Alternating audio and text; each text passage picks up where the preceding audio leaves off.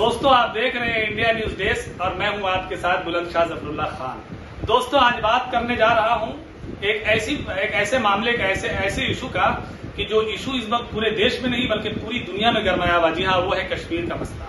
लेकिन ताज्जुब की बात यह है कि जब कश्मीर का नाम लिया जाता है तो ये कश्मीर का मुद्दा बहुत पुराना है, दशकों पुराना, चाहे वो एलओसी का मुद्दा हो या बहुत से कश्मीर का मुद्दा हो।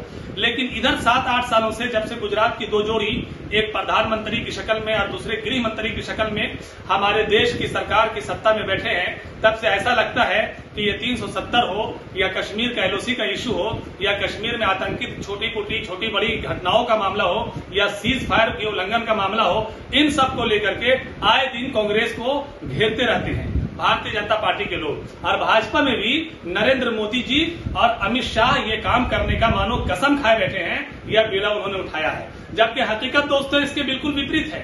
आइए हम आपको दिखाना चाह रहे हैं, बताते हैं आपको एक बात कि भारतीय जनता पार्टी के बहुत बड़े नेता, जी हाँ, ग्लोबल पॉलिटिशियन, और जो उस वक्त भी राजनीति में सक्रिय थे, आज भी राजनीति में सक्रिय हैं, क्योंकि अभी वो पार्लियामेंट में लोकसभा के सदस्य हैं। हम बात कर रहे हैं एल के आडवाणी की, जहां एल के आडवाणी ने एक किताब लिखा है माई लाइफ माई कंट्री।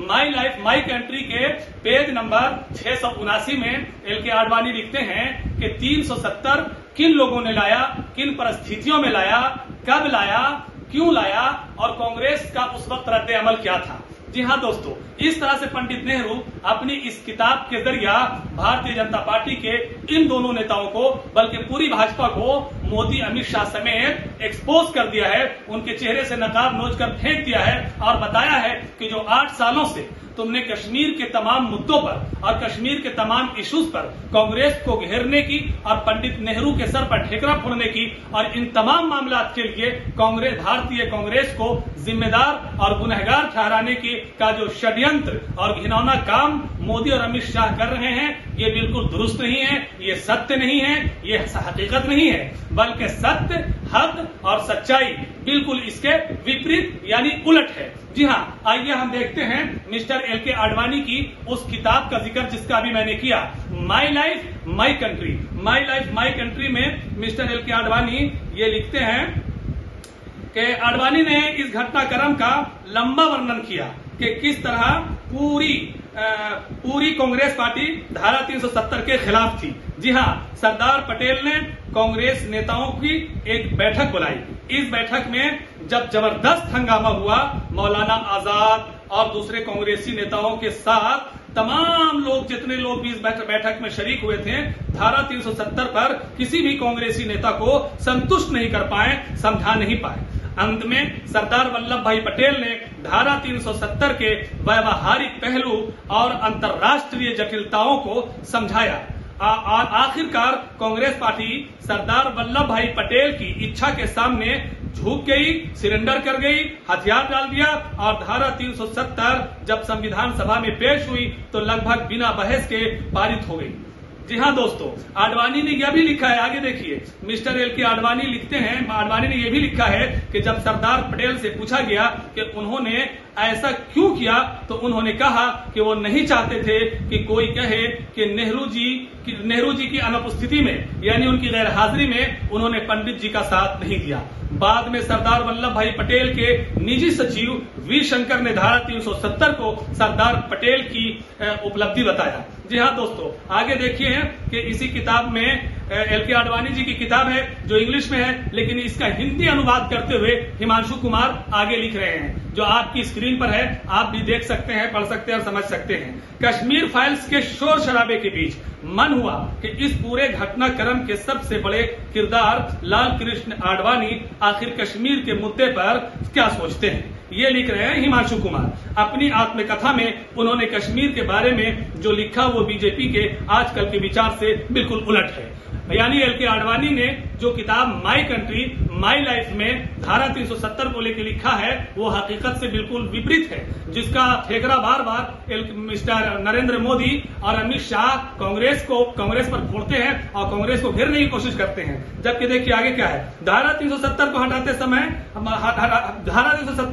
हटाते समय में भाजपा सरकार के मंत्रियों ने तत्कालीन प्रधानमंत्री पंडित नेहरू को इसके लिए घेरा था लेकिन आडवाणी ने अपनी आत्मकथा माई कंट्री माई लाइफ में लिखा है कि धारा 370 संविधान सभा में जिस दिन पास हुई तब पंडित नेहरू विदेश में थे। आडवाणी ने इस घटनाक्रम का लंबा वर्णन किया है। मतलब अब आप इस बात से साफ समझ गए कि ये जो कश्मीर का इशू है, जो दशकों पहले से है, इसके लिए कांग्रेस को जिम्मेदार ठहराना ये बिल्कुल उचित नहीं है। बल्कि आज जो एक फिल्म बनी कश्मीर फाइल, इस कश्मीर फाइल के जरिया इसके अलावा और कोई मकसद नहीं है मोदी जी का या अमित शाह का या भारतीय जनता पार्टी का कि हम इसके जरिया एक तीर से कई शिकार करें। यानी हम लंबे समय तक हिंदुस्तान में एक ऐसी नफरत की फिजा कायम कर दी जाए, आक्रोश और क्रोध पैदा कर दिया जाए, भ्रमित करके इस देश के बहुसंख्यक हिंदू भाइयों को, और उसका फायदा ये उठाया जाए। तो उसका फायदा ये मिलेगा ताकि कांग्रेस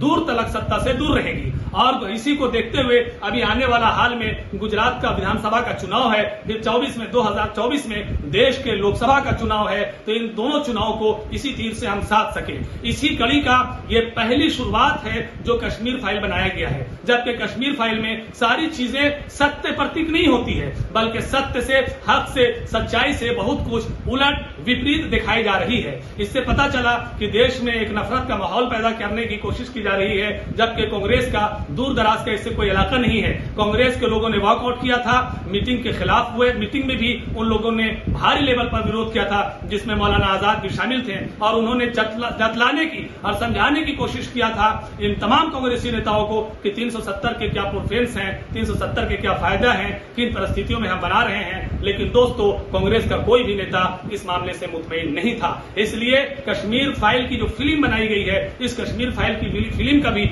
भारी लेवल पर विरोध होना चाहिए और इसका बाइकआउट होना चाहिए। और जो फिल्म बना रहे हैं उन फिल्म निर्देशकों को ये कहना चाहिए कि सिर्फ कश्मीर फाइल पर नहीं, बल्कि पुलवामा फाइल पर भी एक फिल्म बननी चाहिए। सिर्फ कश्मीर फाइल पर नहीं बनाइए, बल्कि देश में ढेर सारा मामला है, कानपुर से मालेगांव तक सीरियल बम धमाकों के पीछे भी एक फाइल है, उस पर भी मूवी बनाई जाए। गुजरात गैस सानहा हुआ, उस पर भी मूवी बनाई जाए। दिल्ली में गैस सिनेमा हॉल कांड हुआ, उस पर भी मूवी बनाई जाए। अब फिर देश में ढेर सारे जो दंगे हुए, फिर हजारों मुसलमानों को गोधरा में जो काट दिया गया, सड़कों पर कत्लेआम कर दिया गया, बच्चों की कोख से, औरतों की कोख से बच्चों को निकालकर तलवार और नेजों पर उछाला गया, उन पर फाइल पर भी एक फिल्म बनना भारत देश मानता है। अगर तुम इससे कोई अच्छा संकेत देना चाहते हो, देश की एकता अखंडता को बचाए रखना चाहते हो, तो फाइलें कम पड़ जाएंगी, फिल्में फिर भी नहीं बन पाएंगी। इसलिए कहते हैं कि दोस्तों, नफरत की खेती करना बंद करो और इस देश में, इस देश की उन्नति के लिए, शांति के लिए और देश के निर्माण के लिए, देश के मान, अभिमान और सम्मान के लिए चाहिए कि एक साथ होकर देश के विकास के विकल्प पर हम गौर करें। इसी में देश की और हमारी भलाई है।